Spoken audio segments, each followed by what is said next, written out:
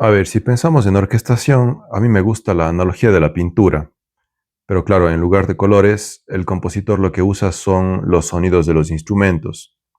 No se trata solo de qué notas se tocan, sino de quién las toca y sobre todo cómo. Hoy vamos a meternos de lleno en cómo los grandes compositores usan toda la orquesta para crear texturas, emociones, poder en definitiva. Es una analogía perfecta, ¿no? La de la pintura, porque además la paleta orquestal ha evolucionado una barbaridad. Al principio las reglas eran más rígidas, pero luego llegaron compositores como Wagner, Mahler, Debussy y empezaron a tratar la orquesta como una entidad única, casi como un superinstrumento. Y para guiarnos un poco, vamos a analizar el libro de Adler, ¿no? El manual de orquestación de Adler, que nos propone un concepto clave, el de los planos sonoros, que es fundamental. La música orquestal casi nunca es plana, siempre hay un primer plano, que suele ser la melodía, lo que cantamos, luego un plano medio con algún elemento secundario y después un plano de fondo que da la armonía, el ritmo. Y pues hoy veremos cómo se construyen esos planos. Es pues una idea muy visual. ¿Qué pasa cuando todos estos planos se fusionan? En los momentos en los que toda la orquesta toca a la vez. Es una técnica, ¿no? Una técnica en toda regla. Ese momento increíble en la Sinfonía del Nuevo Mundo, por ejemplo, de Dvorak, que suena como si se desatara toda la fuerza del universo. ¿Qué está pasando ahí? Pues es una de las herramientas más potentes del compositor, el tutti al unísono en octavas, ¿no? Y lo que pasa es fascinante. Dvorak le da la misma melodía a casi toda la orquesta, cuerdas, vientos, metales, pero cada sección la toca en su propio registro, o sea, en octavas diferentes. No es solo una cuestión de volumen. Bueno, el volumen es ensordecedor, claro, pero lo que crea esa riqueza, esa vibración, es la suma de todos esos planos, esos timbres distintos y las ligerísimas, casi imperceptibles desafinaciones naturales que hay entre docenas de músicos. Eso convierte una melodía en una pared de sonido, no es el compositor diciendo, escuchen esto, es lo más importante. No es una voz gritando, es como una multitud inmensa cantando la misma frase. Todos los planos colapsan en uno solo. Y esa idea se puede aplicar también a la armonía. Existe el tutti multioctava, donde se distribuyen acordes enteros por la orquesta.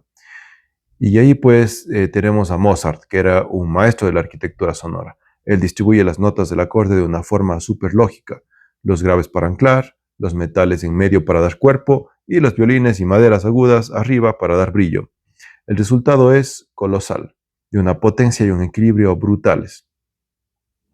Tenemos la fuerza bruta, la declaración de intención del tutti. Pero claro, esto se usa en momentos clave, ¿no? El arte está en lo que pasa el resto del tiempo. ¿Qué es lo que sucede? ¿Cómo se crea la conversación, el detalle, la profundidad? Ahí volvemos a separar los planos. Ahí es donde entramos en el mundo de las texturas. Y la más común, la que tenemos más interiorizada, es la textura homofónica. La melodía con acompañamiento, ¿no? Un primer plano muy claro y un plano de fondo que lo sostiene. El ejemplo que tenemos es la patética de Tchaikovsky. Todo el mundo conoce el pasaje donde las cuerdas llevan una melodía de una pasión casi dolorosa. Ese es el primer plano, el que más se escucha.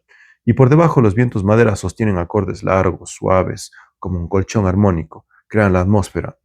Y lo fascinante de la homofonía bien hecha es justamente ese equilibrio. El acompañamiento es crucial, pero no puede robarle el protagonismo al primer plano. Tiene que darle contexto sin opacar, un arte de sutileza. Pero a veces ese primer plano no es una única voz. En la fuente pues podemos ver un ejemplo de Weber donde la melodía es un diálogo. La empieza el clarinete con un timbre melancólico y luego le responden las cuerdas. Sigue siendo la misma melodía principal, pero al repartirla se crea un interés y un movimiento fantásticos. Pasamos de un monólogo a una conversación entre dos. Y si llevamos esta idea al extremo, a una conversación con mucha gente, llegamos a la siguiente textura, la polifónica. Ahí se complica un poco la cuestión, ¿no? Aquí ya no hay un primer plano y un plano de fondo, sino varias melodías luchando por el primer plano a la vez. En la polifonía hay varias líneas melódicas, todas igual de importantes que se entrelazan. Es como entrar en una habitación donde hay varias conversaciones interesantes a la vez y de alguna manera eres capaz de seguirlas todas. El ejemplo que tenemos desde el final de la Sinfonía Júpiter de Mozart. Es una de las mayores proezas de la historia de la música. Coge 5 temas diferentes de la obra y los combina todos a la vez, ¿no? ¿Cómo se evita que eso sea un caos? ¿Qué impide que suene a 5 radios puestas al mismo tiempo? La respuesta es el genio de Mozart, pues. Si hablamos de orquestación, la clave es la claridad, y para eso el color de los instrumentos es fundamental. Ahí entra Wagner, en cambio. Él es el maestro absoluto. En el preludio de los maestros cantores, superpone 3 temas. Para que se distingan, le da a cada uno un grupo de instrumentos. El tema solemne de los maestros a los metales, que suenan nobles, potentes. El tema del amor, más lírico, a las cuerdas. Es como si usaras un rotulador de un color diferente para cada idea o un esquema. Así puedes seguir el hilo. Esa es la idea, ¿no? Y así nuestro oído puede seguir cada línea a través de esa densa maraña sonora. Y claro, los grandes compositores no se casan con una sola textura, sino que las van cambiando para crear drama, para contar una historia. La textura es una herramienta narrativa de primer orden. Un ejemplo fantástico es Rimsky-Korsakov, Las mil y una noches. La voz de la narradora es un violín solista, y a lo largo de la obra el fondo orquestal que la acompaña cambia por completo para pintar cada cuento. A veces es un mar embravecido con un tutti furioso, otras es una escena íntima con solo un arpa y una flauta. La textura es la historia. Y otro ejemplo de textura variada, pero esta vez masiva, es Júpiter de los planetas de Holst. Hay pasajes donde Holst construye una textura gigantesca, muy rítmica. Combina un tema principal en los metales, un acompañamiento en las cuerdas y contramelodías en las maderas. Todo a la vez para crear una sensación de euforia total. Es la síntesis de todas estas técnicas. Hemos pasado de la simpleza de un plano a la complejidad de múltiples capas que interactúan. Hemos visto la fuerza del conjunto y las grandes estructuras, pero ahora es cuando la cosa se pone pues realmente interesante. Y una de las técnicas más alucinantes es la Klangfarbenmelodie, una palabra alemana que se puede traducir más o menos como melodía de timbres o melodía de colores sonoros. Y es literal. La idea es que la melodía no la toca un solo instrumento. En su lugar, cada nota o un grupito de notas pasa a un instrumento diferente. La melodía se construye por el cambio constante de color. El compositor que se cita como maestro de esto es Anton Webern. En sus obras escuchas una nota en la trompeta, la siguiente en el trombón, la siguiente en un violín, la otra en la celesta. El resultado es un sonido muy fragmentado, puntillista, como un mosaico de destellos de color. Es una sensación extraña porque casi no percibes la melodía, sino los brochazos. Esa era la intención. Y la forma de avanzar era de construirla, centrarse en el átomo de la música, en el color de una sola nota. El foco ya no está en la línea, sino en la textura y el timbre de cada evento sonoro. Es un cambio de paradigma total. O sea que esta idea de centrarse en el color se podría aplicar a una sola nota sin que haya melodía. Se puede llevar una sutileza increíble. Imaginemos una nota larga, un oboe empieza a tocar. Mientras la mantiene, una trompa con sordina se une a esa misma nota, muy suave, se funden. Luego el oboe se apaga y entra un clarinete. La nota es la misma, la altura no cambia, pero su color, su timbre, evoluciona, se transforma.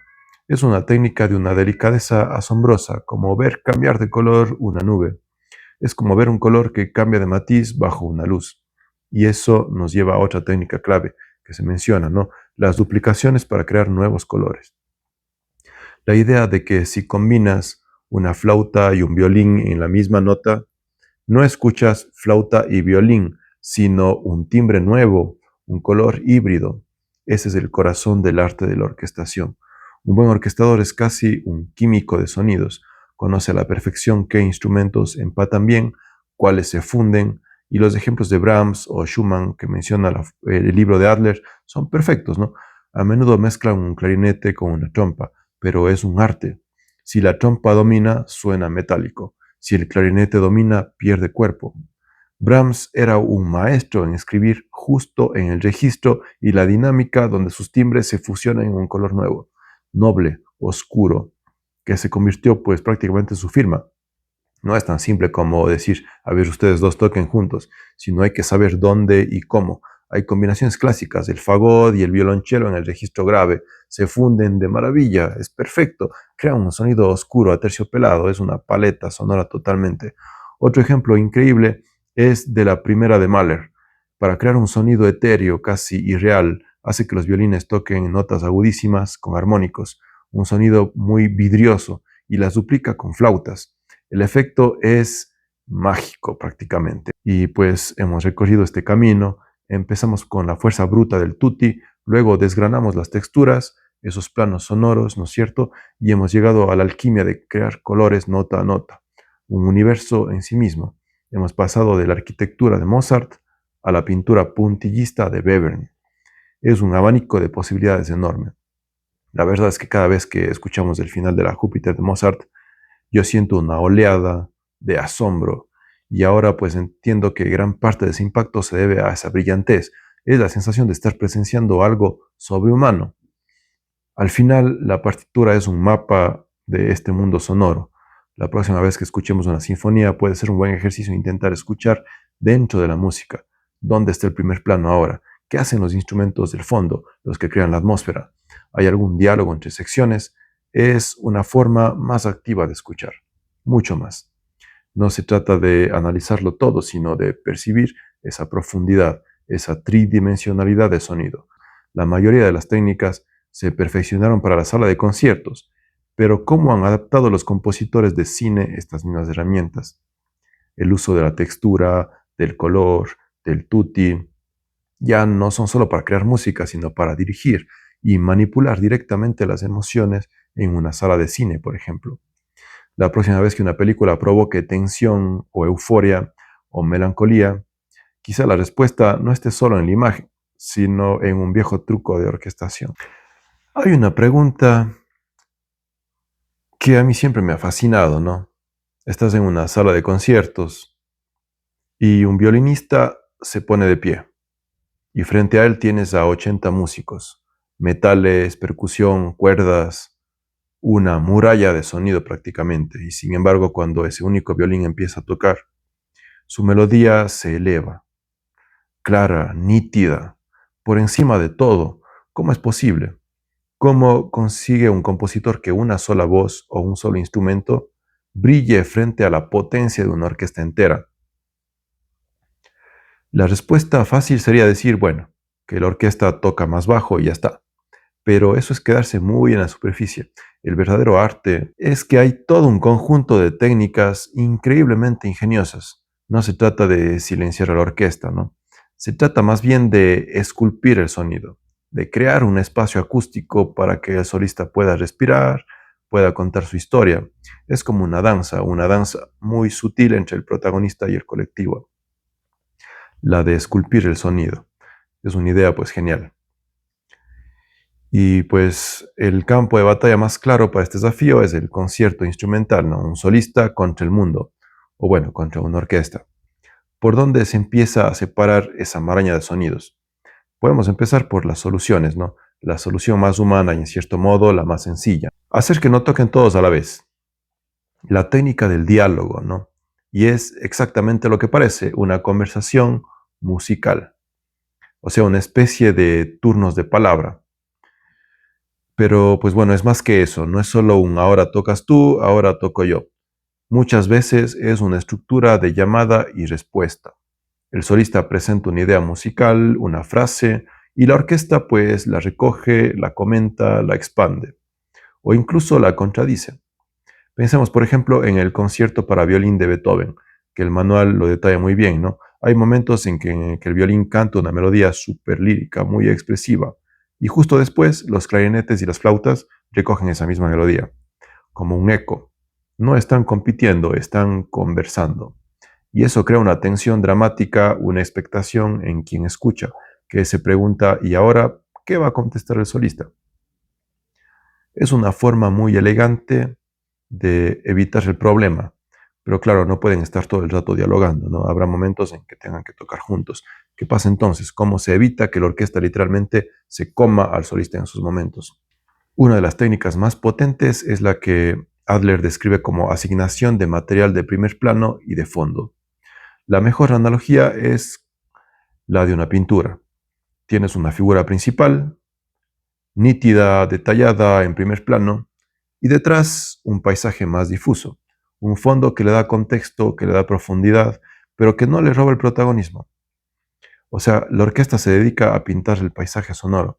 Muchos pasajes, la orquesta, sobre todo las cuerdas, mantienen una textura muy sencilla, casi etérea.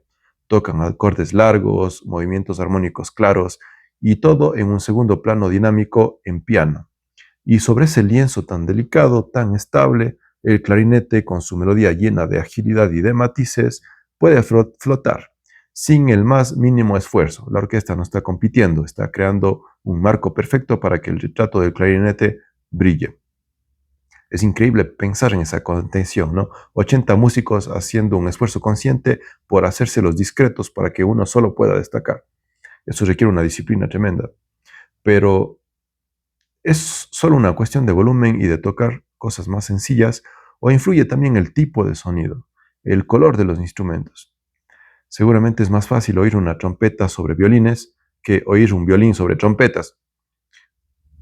Eso nos lleva a otra herramienta fundamental, el contraste de color, el contraste de timbre. El oído es increíblemente bueno distinguiendo las personalidades de los sonidos, la calidez de una cuerda, el brillo de una trompeta, la dulzura de una flauta. Son colores distintos en la paleta del compositor. Y claro, cuando mezclas colores muy diferentes, la separación es natural. El concierto para piano en sol de Ravel, por ejemplo, es un festival de esto. El piano, en esencia, es un instrumento de percusión. Cada nota tiene un ataque, como un pequeño martillo y un sonido muy brillante. Pues Ravel lo enfrenta a un colchón de cuerdas con un sonido sostenido, cálido, casi como un aliento, o lo hace dialogar con el color nasal exótico del corno inglés. Y claro, el timbre del piano corta a través de esa textura como un cuchillo, no por ser más fuerte, sino por ser intrínsecamente diferente. Eso nos lleva a una pregunta un poco más compleja. ¿Qué pasa si el compositor quiere usar colores similares? En el caso más difícil, por ejemplo, un violín solista con toda la sección de violines de la orquesta detrás. Ahí el timbre es prácticamente el mismo. ¿Cómo se consigue la separación en ese caso? Es una pregunta excelente porque nos obliga a ir a un nivel más profundo. Cuando el color no es suficiente, los compositores recurren a otros dominios, como el ritmo y el registro. Empezamos por la independencia rítmica.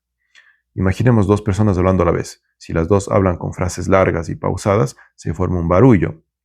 Pero si una habla muy rápido, con frases cortas, y la otra mantiene un discurso lento y sostenido, nuestro oído ya puede empezar a separarlas. En música es igual. En el concierto para flauta de Mozart, la flauta solista puede tener pasajes rapidísimos, cascadas de notas, pura agilidad, mientras la orquesta mantiene un acompañamiento mucho más simple y pausado. Se crean dos planos rítmicos que el sonido que nuestro cerebro lo presenta como separados, como si cada uno vaya por su carril en una autopista. Y a esa separación horizontal del ritmo le podemos sumar una separación vertical también. Y eso tiene que ver también con el registro y la espacialización. El registro es simplemente la altura del sonido, grave o agudo, ¿no? Un caso extremo y fascinante es el concierto para violonchelo de Shostakovich. El cello es de tesitura grave, podría perderse fácilmente en orquesta. ¿Qué hace Shostakovich? Pues describe la parte del solista en el registro más agudo y tenso del instrumento.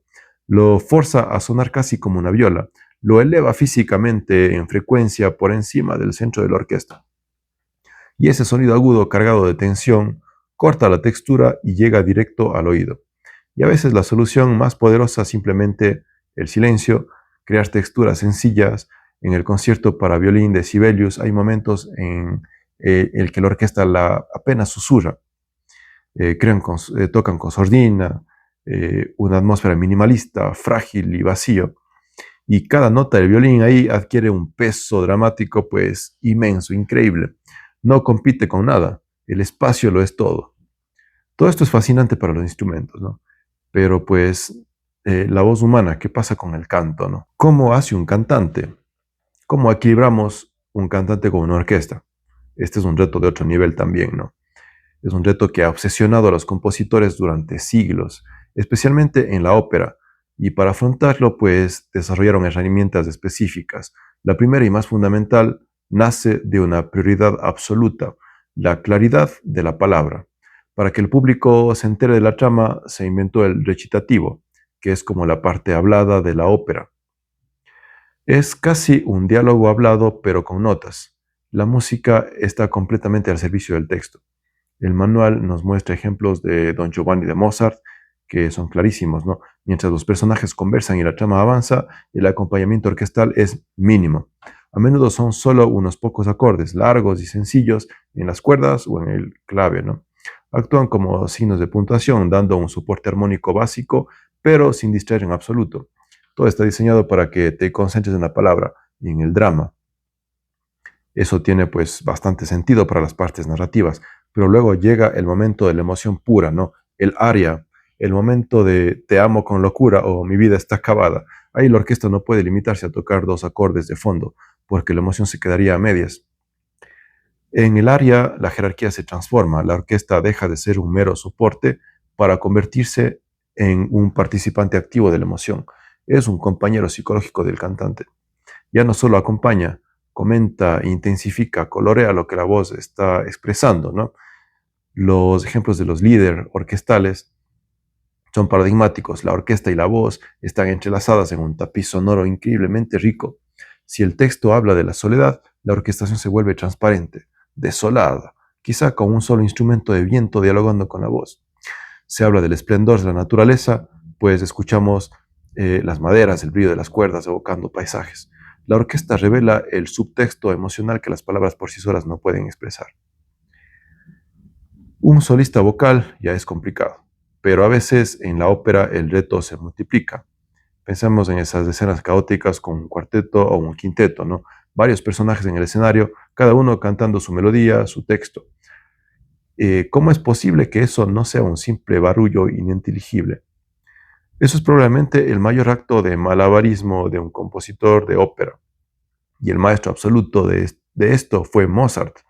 La clave es una orquestación extremadamente ligera y transparente. Cuando varios personajes cantan juntos en un ensamble, la orquesta se reduce a lo esencial. Una técnica muy habitual que Mozart dominaba como nadie es que los instrumentos doblen sutilmente las líneas vocales. Quizá un clarinete apoya la línea de la soprano, mientras un fagot refuerza la del bajo. Y esto tiene una doble función crucial. Por un lado, da un apoyo fundamental a los cantantes para mantener la afinación, que es increíblemente difícil en un conjunto así. Y por otro, añade un toque de color y un poco más de cuerpo a las voces, pero sin llegar a opacarlas jamás. Es un equilibrio de una delicadeza asombrosa, como una filigrana sonora.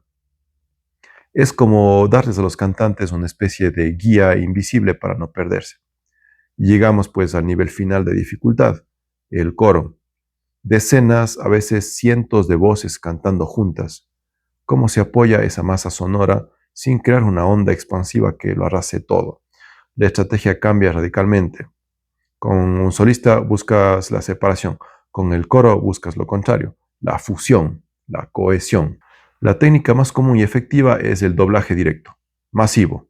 Los instrumentos de la orquesta duplican nota por nota las líneas melódicas de las diferentes voces del coro. El manual nos pone el ejemplo del oratorio La creación de Haydn. En los grandes momentos corales, los violines primeros y las flautas tocan exactamente la misma melodía que las sopranos. Las violas y clarinetes la de las contraltos, los violonchelos la de los tenores, y así. El compositor consigue un poder y una solidez inmensa. La orquesta no solo acompaña, se fusiona con el coro. Le da empaque, una afinación perfecta y un sonido absolutamente majestuoso, monumental. Entonces, si intentamos juntar todas estas piezas, el secreto no es bajar el volumen, es mucho más complejo y pues elegante también. Es una caja de herramientas increíblemente sofisticada, es saber cuándo crear un diálogo y cuándo pintar un fondo. Es entender cómo los colores de los instrumentos contrastan o se mezclan. Es jugar con el ritmo para crear planos sonoros distintos y con el registro para hacer que una melodía vuele por encima de las demás. O en el caso de la voz, decidir si la prioridad es la palabra, la emoción o la potencia colectiva. Al final todo se reduce a guiar la atención de quien escucha. El compositor es como un director de cine que decide qué pone en primer plano y qué deja enfocado en el fondo. Eso es la idea central. El objetivo es siempre la claridad y el equilibrio, pero al servicio de una intención musical o dramática. A veces la intención es destacar el virtuosismo casi sobrehumano de un solista, y para eso se crea un lienzo casi vacío. Otras veces la intención es sumergirnos en la psicología de un personaje, y entonces la orquesta se convierte en su sombra, en el eco de sus emociones. El acompañamiento, cuando está bien hecho, es ese marco invisible que permite que la obra de arte brille con toda su intensidad. Y es curioso porque después de analizar todas estas estrategias de los grandes maestros, es inevitable pensar en cómo sobreviven hoy en contextos totalmente diferentes. Por ejemplo, cuando la banda sonora de una película crea una atmósfera de tensión casi inaudible bajo un diálogo crucial, no está usando la misma lógica del recitativo, donde la música apoya sin estorbar a la palabra. Y cuando escuchamos un solo de guitarra eléctrica estratosférico sobre la base rítmica de una banda de rock, no es esa la esencia moderna de un concierto, con su contraste de texturas, su diálogo y su figura destacando sobre el fondo. Quizá el arte del acompañamiento no ha cambiado tanto en su propósito, solo en su instrumentación. Y pues nos queda hablar del arte de la transformación musical, ¿no? ¿Qué ocurre cuando una pieza escrita para piano se convierte en una obra para una orquesta sinfónica completa? O cuando una melodía de cámara, algo pequeñito, se expande para llenar una sala de conciertos. El libro de Adler nos explica y explora justamente esto, la transcripción. Y pues bueno, tenemos que entender si transcribir es simplemente colorear una melodía con distintos instrumentos o si es un acto de creación en sí mismo, como le decía Korsakov. Esa es la pregunta, ¿no? Y la respuesta, como veremos, es que es un arte con una historia pues larguísima, como ya hemos visto, y muy noble, ¿no? Compositores como Bach, Ravel o Stravinsky fueron transcriptores excepcionales. Este proceso nos obliga a preguntarnos qué es lo esencial en una pieza. ¿Son las notas exactas que están escritas en el papel o es el espíritu, la idea que contienen? A través de los ejemplos, pues vamos a ver las decisiones, a veces sutiles, y otras radicalmente atrevidas que toma un compositor a la hora de adaptar una obra. Vamos a ir desgranando esto también. El punto de partida más habitual, el lienzo original, por así decirlo, suele ser el piano. Y hay un ejemplo que todo el mundo conoce, aunque quizás no lo sepa. Cuadros de una exposición de Mussorgsky. La original es una obra para piano, ¿no? Pero la versión que todos tenemos grabada en la cabeza, la que suena en las películas, es la orquestación de Ravel, de Maurice Ravel. Un caso de estudio perfecto. Lo fascinante y lo que lo convierte en una genialidad es que Ravel no se limita en hacer un reparto de papeles. No es en plan, a ver, tu violín tocas esto, tu flauta tocas esto otro, para nada, ¿no? Él interpreta la música, la lee entre líneas y potencia su dramatismo. Hay un detalle increíble en el movimiento final, la gran puerta de Kiev. La versión para piano de Mussorgsky termina con unos acordes potentísimos, casi brutales, seguidos de un silencio total. Es un final abrupto, contundente, como dar un portazo, te deja casi sin aliento, un final muy seco, como un corte. Pero, ¿qué hace Ravel con eso? Pues Ravel decide que ese silencio es una oportunidad. Y en su versión orquestal, justo en ese vacío, añade un golpe resonante de tam-tam, un gong sinfónico enorme que vibra y llena toda la sala, ¿no? Eso es clave. O sea que ese golpe no estaba en la partitura original para piano, para nada. Es una decisión creativa puramente suya. ¿Y por qué un tam-tam? Podía haber puesto un redoble de timbales o un platillazo. ¿Qué tiene de especial el tam-tam? A ver, un timbal o un platillo tienen un ataque muy definido. Son un boom o un crash. Pero el tam-tam es distinto. Es un sonido que no tiene una altura definida. Es más, es una onda expansiva, una reverberación que se queda flotando. Con ese único golpe, ¿no? Ravel añade una capa de drama, de solemnidad casi religiosa. Da una sensación de espacio inmenso, como si la música siguiera resonando en la catedral que describe, ¿no? Es un añadido, sí, pero un añadido que parece completar la intención original de Mussorgsky, llevándola a una escala que el piano, pues, no puede alcanzar. Entonces, no es una copia, no es una traducción, sino es un diálogo. Ravel está respondiendo a Mussorgsky a través del tiempo, diciéndole, entiendo tu idea, Y creo que con estos colores puedo llevarla todavía más lejos. Esta es la primera gran idea, la transcripción como diálogo. ¿Qué pasa cuando el diálogo es con uno mismo? Hay casos muy notables en que los propios compositores transcribieron sus obras. Pensemos en Brahms, por ejemplo, con sus famosísimas danzas húngaras, y en Dvorak con sus danzas eslavas. Ambas series de piezas nacieron como obras para piano a cuatro manos, o sea, dos personas tocando el mismo piano, ¿no? Música pensada para tocar en casa, en un salón, con amigos, una forma muy común de entretenimiento antes de la radio y los discos. Era el equivalente a poner un disco para los amigos, ¿no? Un formato íntimo, doméstico. Permitía tener texturas más ricas que un solo pianista, pero seguía siendo para un círculo reducido. Pues bien, al orquestarlas, ellos mismos expandieron sus propias ideas. Es como si hubieran dicho, esta idea es demasiado buena para quedarse en el salón. Le dieron un color folclórico vibrante y una potencia rítmica que el piano, por su naturaleza, solo podía sugerir. De repente, pues tienes toda una paleta de pintor a tu disposición, que es algo que el piano no puede ofrecer. Y me imagino que nadie manejaba esa paleta como Ravel. Volvemos a Ravel, ¿no? Él es el maestro indiscutible de la orquestación. Pensemos en su obra eh, Mamaoka. La versión original también es para piano a cuatro manos, una colección de piezas infantiles encantadoras, una pequeña joya. Pero la versión orquestal es pura magia cinematográfica, y eso que se escribió mucho antes del cine sonoro. En Pulgarcito utiliza recursos instrumentales muy específicos para crear la atmósfera del cuento. Para crear un ambiente etéreo, como de bosque encantado, recurre a los armónicos de las cuerdas, una técnica que produce un sonido muy agudo, fino, casi fantasmal, como un silbido de cristal. Te transporta a otro mundo, un sonido que no parece real.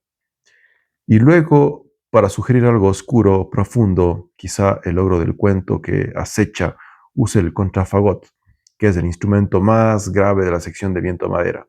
Pero no lo usa de forma normal, lo hace tocar en un registro muy inusual, casi forzado, ¿no? Como si el instrumento se estuviera quejando. El sonido que consigue es gutural, un poco chungo. Te da mal rollo, juega con las expectativas del sonido de cada instrumento. Transforma la textura por completo. No se limita a asignar la melodía a un instrumento bonito. Teje un ambiente sonoro a su alrededor. Es la diferencia entre contar un cuento y construir el mundo de ese cuento para que puedas entrar en él. Es como pasar de un dibujo de lápiz muy detallado y bonito a un cuadro al óleo lleno de matices, de sombras, de texturas que casi puedes tocar.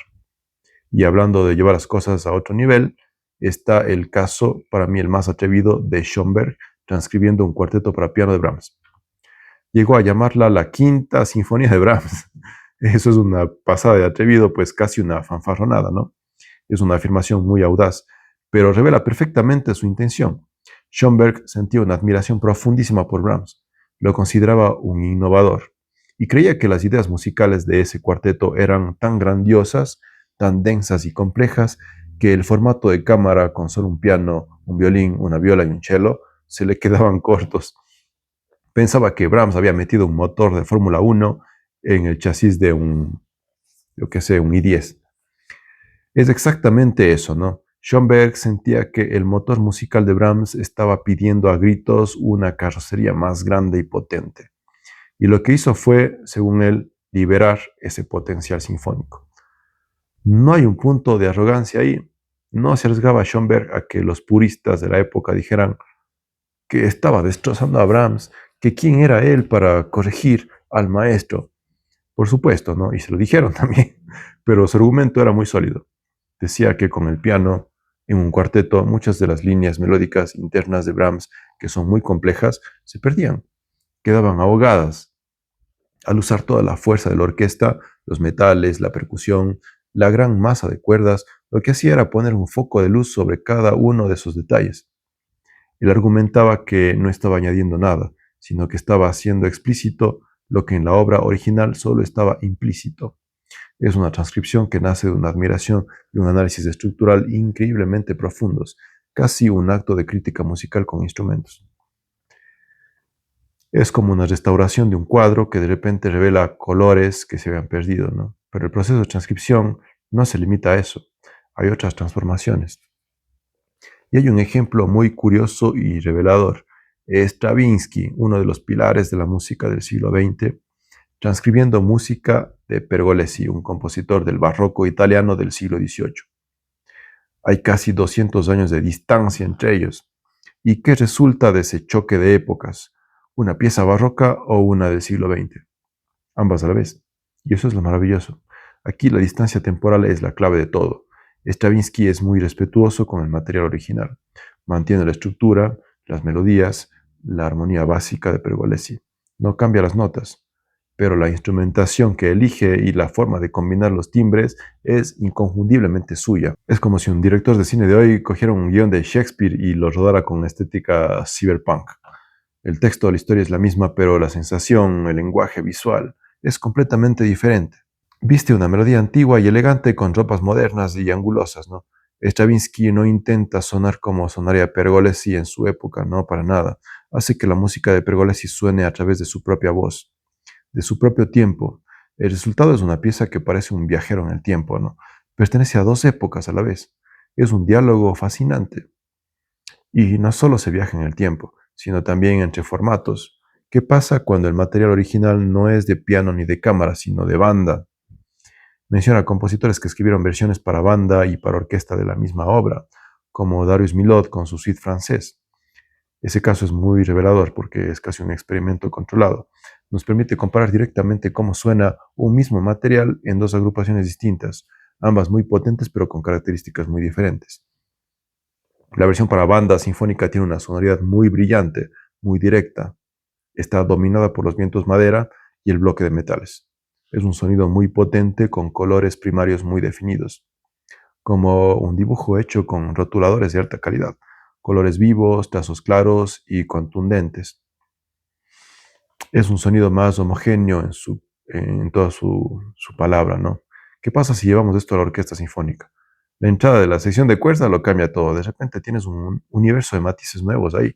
La cuerda aporta calidez, fraseo, texturas sutiles que la banda no tiene, ¿no? Pasamos de los rotuladores a una caja de acuarelas prácticamente. Puedes mezclar colores, crear transparencias, veladuras. El sonido se vuelve más rico, más profundo, con más capas. Y lo interesante es que el propio compositor no se limita a sustituir un instrumento por otro, sino adapta la escritura para sacar lo mejor de cada conjunto. Sabe que lo que funciona para el clarinete en la banda quizá necesite el apoyo de una viola en la orquesta para tener el mismo efecto. Esto demuestra que no hay una versión mejor o correcta, sino que cada una explora facetas diferentes de la misma idea. Es la prueba definitiva de que el medio determina en gran parte el mensaje. Entonces, ¿qué significa todo esto? Después de ver estos ejemplos, queda bastante claro que una transcripción, cuando está bien hecha, es mucho más que un ejercicio técnico de, bueno, copiar y pegar notas, ¿no? Es una forma de conversar con el pasado, de redescubrir una obra y, en cierto modo, de completarla o darle una nueva vida. Y nos demuestra algo fundamental, que una obra musical no es un objeto estático y cerrado, no es una mariposa clavada en una vitrina, es una idea viva, un organismo que puede adoptar diferentes cuerpos, diferentes colores, sin por ello perder su esencia. A veces, como en el caso de Schoenberg con Brahms, incluso la revela con más claridad. Cada gran transcripción nos ofrece una nueva perspectiva, una nueva forma de escuchar algo que creíamos conocer de memoria. Es como ver un clásico del cine restaurado en 4K. La historia es la misma, los diálogos no han cambiado, pero de repente ves detalles en el fondo, texturas en el vestuario, expresiones que antes pasaban desapercibidas. Es una nueva capa de lectura, sin duda. La transcripción de Ravel nos hace apreciar la imaginación de Mussorgsky, la de Schoenberg, la densidad de Brahms y la de Stravinsky, la modernidad que se ocultaba en el barroco. Cada una es un acto de crítica musical, una interpretación hecha con sonidos en lugar de con palabras. Y esto nos deja con una idea para reflexionar. Pensemos en una canción actual que nos encante.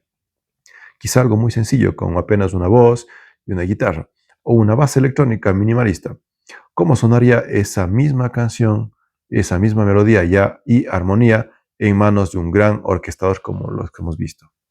¿Qué nuevas emociones, qué texturas, qué profundidad inesperada podría revelarse si se tradujera al lenguaje inmenso de una orquesta sinfónica?